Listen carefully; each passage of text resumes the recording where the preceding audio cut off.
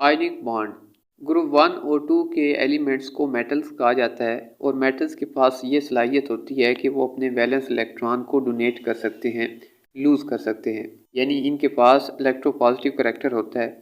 जबकि group number 15 से 17 तक के एलिमेंट्स को नॉन मेटल्स कहा जाता है और नॉन मेटल्स के पास ये सलाहियत होती है कि वो इलेक्ट्रॉन्स को एक्सेप्ट कर सकें, गेन कर सकें, यानी ये इलेक्ट्रोनेगेटिव करैक्टर शो करते हैं। जब मेटल्स और नॉन मेटल्स का आपस में रिएक्शन करवाया जाए तो एक केमिकल बॉन्ड बनता है जिसे आयनिक बॉन्ड कहते हैं। The type of bond which is form due to complete transfer of electron from one atom to another. Ionic bond में एक इलेक्ट्रॉन कम्प्लीटली इलेक्ट्रॉन को ट्रांसफ़र कर देता है और दूसरा एटम कम्प्लीटली इलेक्ट्रॉन को एक्सेप्ट कर लेता है, यानी there is complete transfer of electron from one atom to another. NaCl की फॉर्मेशन आयनिक बॉन्ड की एक अच्छी मिसाल है जिसकी इक्वेशन ऐसे है 2Na + Cl2 = 2NaCl। Sodium chloride एक आयनिक कंपाउंड है जो कि सोडियम और क्लोरीन के एटम से मिलकर बनता है। सोडियम की ground state electronic configuration 1s2, 2s2, 2p6 और 3s1 है, यानी इसके वैलेंस शेल में एक इलेक्ट्रॉन होता है।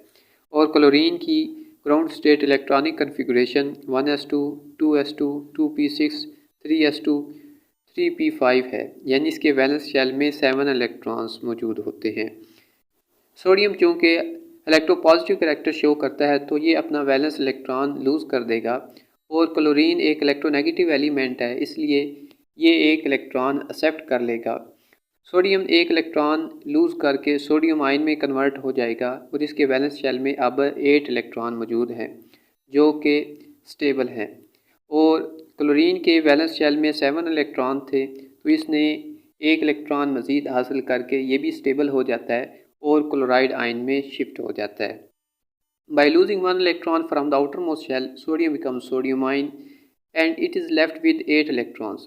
अब सोडियम के वैलेंस शेल में 8 इलेक्ट्रॉन्स हैं जो कि अब स्टेबल हो चुका है। इस तरह क्लोराइड के अब वैलेंस शेल में देखें तो 8 इलेक्ट्रॉन्स मौजूद होते हैं, अब ये भी स्टेबल हो चुका है। दोनों आयंस एक दूसरे को अट्रैक्ट करेंगे और इलेक्ट्रोस्टैटिक फोर्स ऑफ अट्रैक्शन के ज़रिए ये एक कंपाउंड बनाएंगे जिसे NaCl कहते हैं।